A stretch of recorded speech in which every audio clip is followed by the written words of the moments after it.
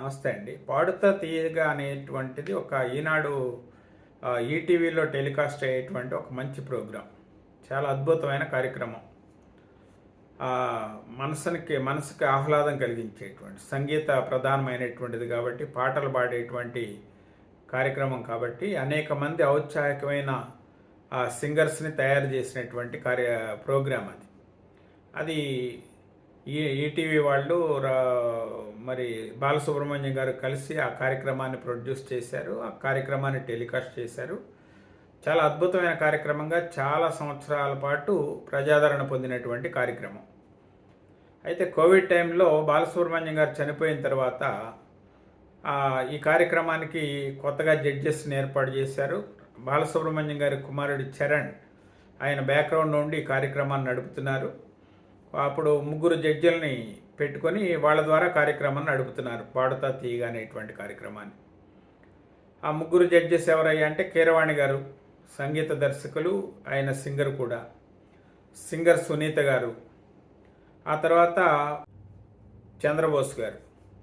వీరు వీరు వీరు జడ్జెస్గా కార్యక్రమాన్ని నడుపుతున్నారు.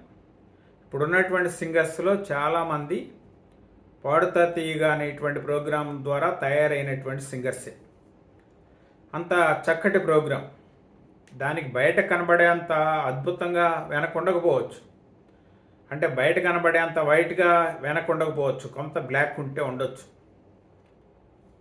ప్రతి కార్యక్రమంలో కూడా మనకు టెలికాస్ట్ అయ్యేంత వరకు, ప్రేక్షకులు చూసినంత వరకు అంతవరకు కనపడుతుంది, అది బయటకు కనిపించేటువంటిది.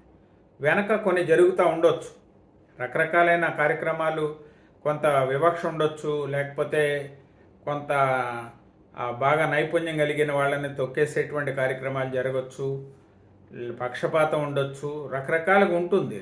ఉండదని ఏమీ చెప్పట్లే, ఏ ప్రోగ్రాంకైనా ఉంటాయి. కాకపోతే ఇప్పటిదాకా వివాదాస్పదం కాలం. మొట్టమొదటిసారి ప్రవస్తి అని ఒక సింగరు, ఆమె గతంలో కూడా కార్యక్రమంలో పార్టిసిపేట్ చేసి ఎలిమినేట్ అయిందంట. మళ్ళీ రెండోసారి కూడా ఆ కార్యక్రమంలో పార్టిసిపేట్ చేసింది. ఆమె అక్కడ ఉన్న జడ్జెస్ పైన అనేక ఆరోపణలు చేసింది. ప్రధానంగా సునీత గారి పైనను వీళ్ళపైన బాగా ఆరోపణలు చేసింది. వాళ్ళు కూడా కౌంటర్ ఇచ్చారు. సునీత గారు కూడా ఇలా మాట్లాడటం కరెక్ట్ కాదు, ఆ కార్యక్రమంలో చిన్నపిల్లలుగా మేము ఒళ్ళో కూర్చోబెట్టుకొని మిమ్మల్ని పెంచి పెద్ద చేశాము, ఇవాళ మీరు పెద్ద పెద్ద మాటలు మాట్లాడుతున్నారు, ఇవన్నీ మీ విచక్షణకే వదిలేస్తున్నామని చెప్పి వారు కూడా ఏదో కౌంటర్ ఇవ్వటం జరిగింది. అంటే ఏంటంటే ప్రోగ్రాంలో ఆమె ఈ అమ్మాయి అప్కమింగ్ సింగర్గా రావాలనుకున్నప్పుడు వివాదాస్పదం చేసుకోవటం ద్వారా ఆ అమ్మాయికే నష్టం జరిగేటువంటి అవకాశం ఉంటుంది.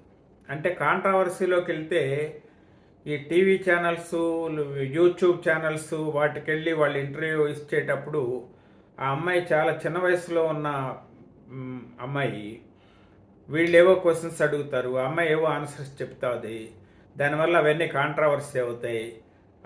ఒక మాట్లాడాల్సిన దానికంటే ఎక్కువ మాట్లాడాల్సిన పరిస్థితి వస్తుంది. ఆ అమ్మాయి క్యారెక్టర్ని పాడు చేసేటువంటి, ఆ క్యారెక్టర్ని పాడు చేయటువంటి నా ఉద్దేశం, ఆ అమ్మాయి పైన ఒక దురభిప్రాయం ఏర్పడేటువంటి పరిస్థితులు కూడా ఉంటాయి. కాబట్టి ఏంటంటే ఇలాంటి కార్యక్రమాలని, ఇలాంటి పరిస్థితులు వచ్చినప్పుడు కొంత సంయమనం పాటించి కొంత నియంత్రణ చేసుకుంటే బాగుండేదేమో. అంటే గెలుపోవటములు ఏముందండి, గెలవచ్చు, ఓడిపోవచ్చు. ఆ అమ్మాయి దగ్గర నిజంగా టాలెంట్ ఉంటే ఇన్ని విమర్శలు చేయాల్సిన అవసరం లేదు. ఆ అమ్మాయి టాలెంటే ఆ అమ్మాయి టాలెంట్ ప్రూవ్ చేసుకుంటే ఆ టాలెంటే మాట్లాడుతుంది కదా. ఎంత తొక్కాలని ప్రయత్నం చేసినా, ఎంత ఆమెని విమర్శలు చేసినా, తన యొక్క ప్రతిభని చాటుకుంటే ఆ ప్రతిభ వీళ్ళందరికీ చెంపపెట్టేలాగా ఉంటుంది కదా. అలా ప్రయత్నం చేస్తే పోయేదేమో.